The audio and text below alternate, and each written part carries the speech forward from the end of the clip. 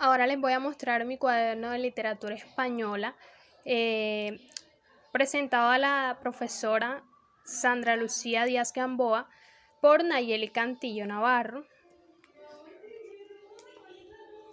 Aquí se encuentra mi cédula de ciudadanía. Como ven, Nayeli Cantillo, código 19. Las formas estróficas, comenzamos con el cuadro de las formas estróficas.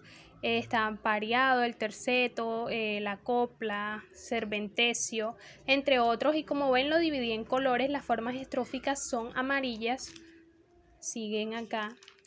Las formas no estróficas las coloqué en azul y las formas fijas las coloqué en rosa. Siguen los ejemplos, también tuve en cuenta los colores.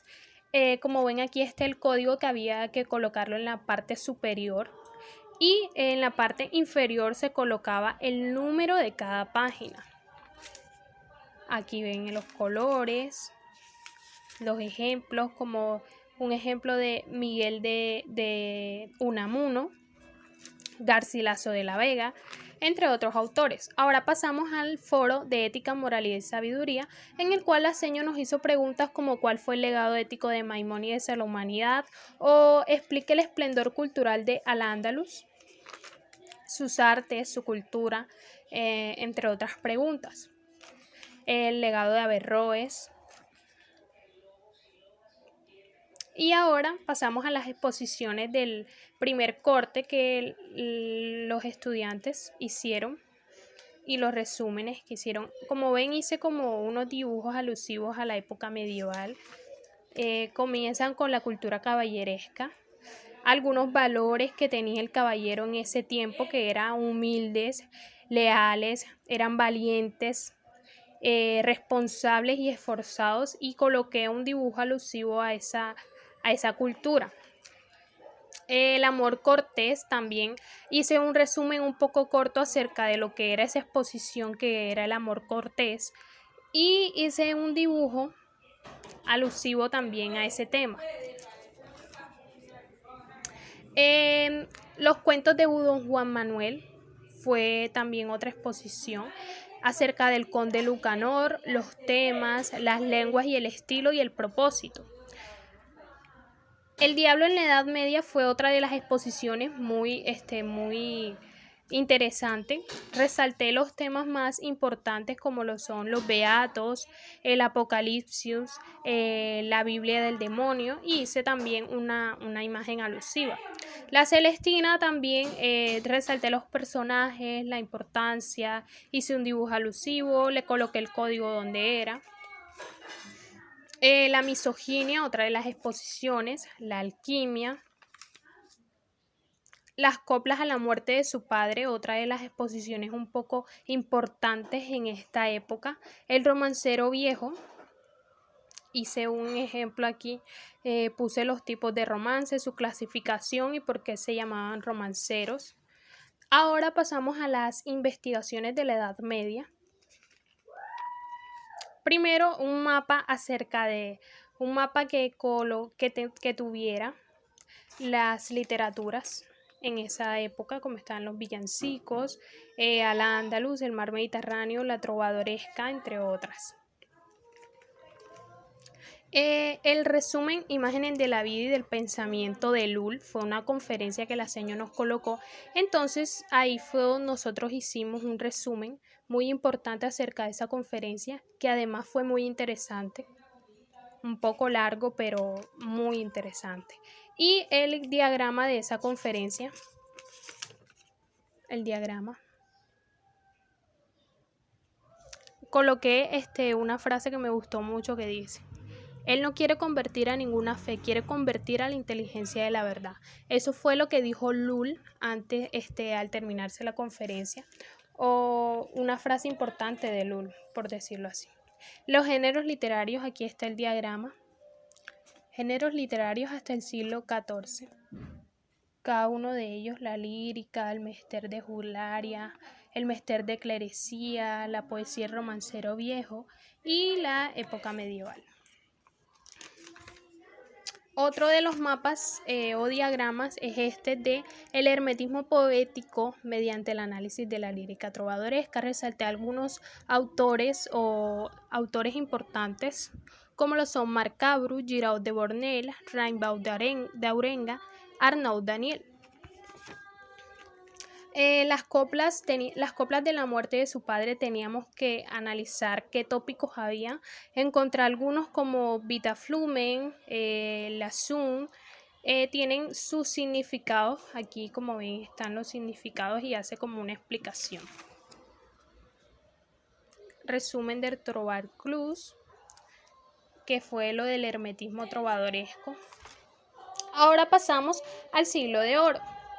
El siglo de oro fue muy importante, y la señora nos colocó algunas investigaciones acerca de esa época. Por ejemplo, ejemplificar contextos del siglo de oro, los diferentes tipos de estrofas que se encuentran en la literatura. Encontramos la lira, la estancia, el soneto, y coloqué algunos ejemplos de Garcilaso de la Vega, la canción, entre otros.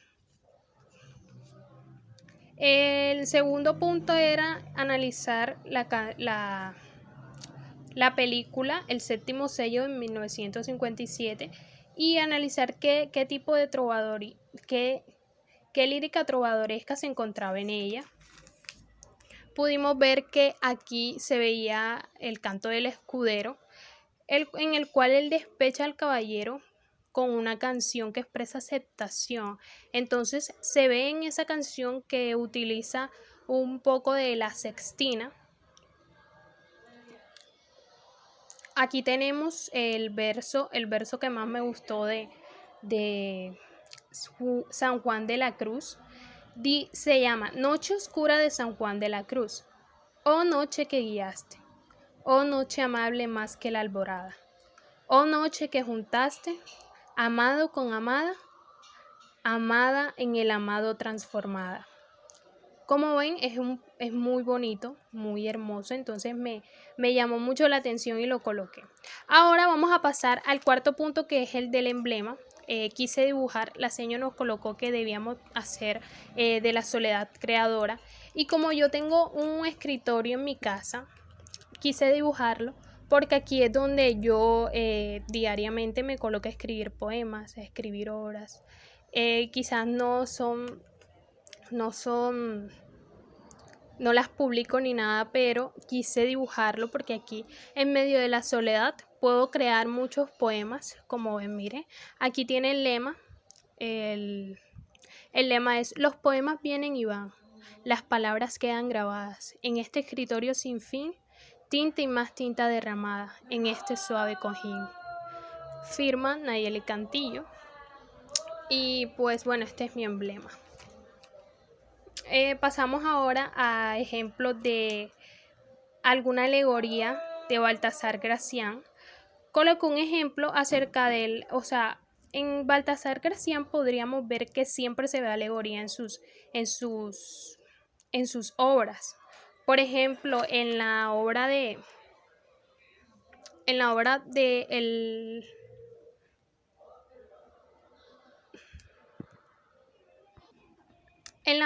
Criticón, él coloca muchas alegorías. Como vemos, estas alegorías son comparaciones, metáforas o simples imágenes, las cuales ponen un toque a la obra y la hacen más interesante. Ahora pasamos al cuadro comparativo del manierismo, el renacimiento y el barroco. Quise hacerle como esta forma. Primero el manierismo.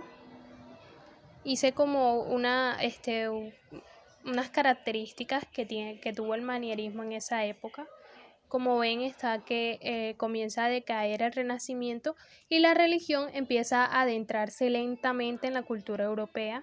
El artista cuenta con mayor libertad, buscando nuevas formas de expresión y dejando de un lado las expresiones renacentistas. Coloqué algunos dibujos, alusivos a esa época. El Renacimiento, también algunas características. Interviene en distintos ámbitos como la política, la economía y sobre todo el arte en Europa. Además, sus obras artísticas ya no se basaban simplemente en lo rural, sino que también empezaron a tomar mayor interés en la función. Aquí colocamos estos ejemplos, algunas obras que se vieron ahí. Y por último, el barroco.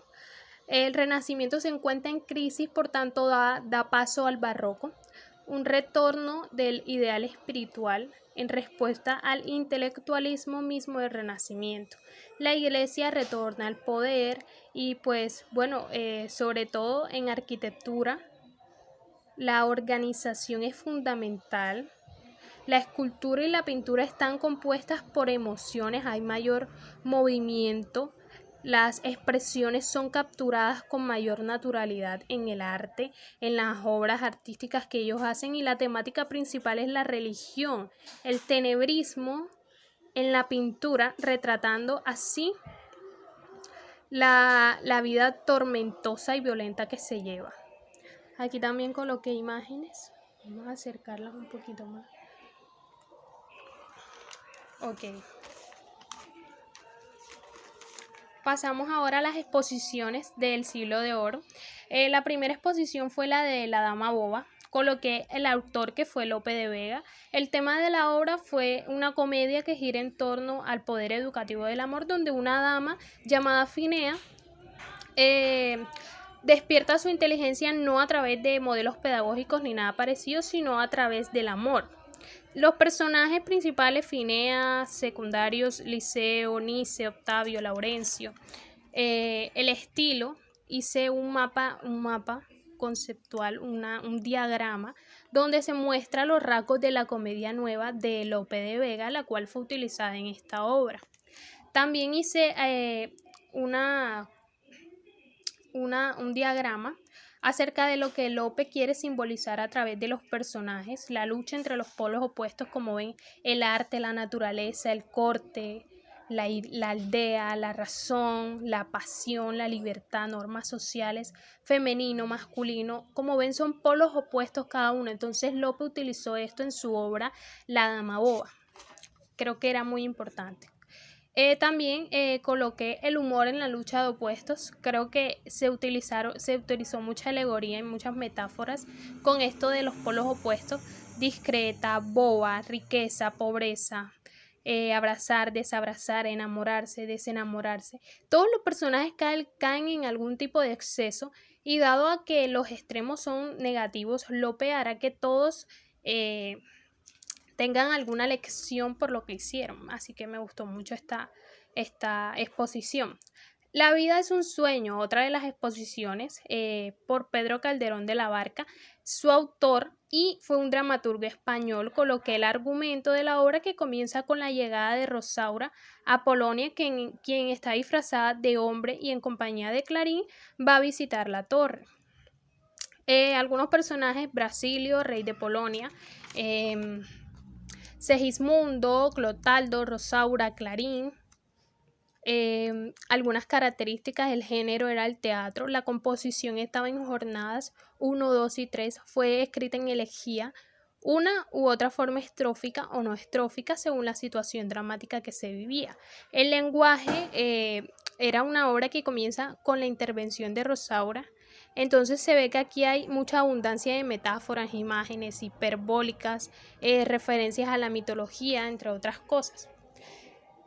Vivo sin vivir en mí fue otra de las exposiciones. Santa Teresa de Jesús.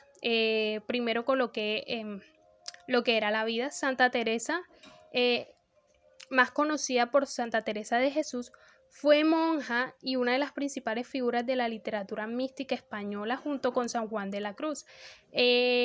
Su creación literaria prácticamente se basaba en los temas místicos, en el tema de la referencia a vías místicas a través de las cuales se llegaba a Dios: la purgativa, la iluminativa y la unitiva.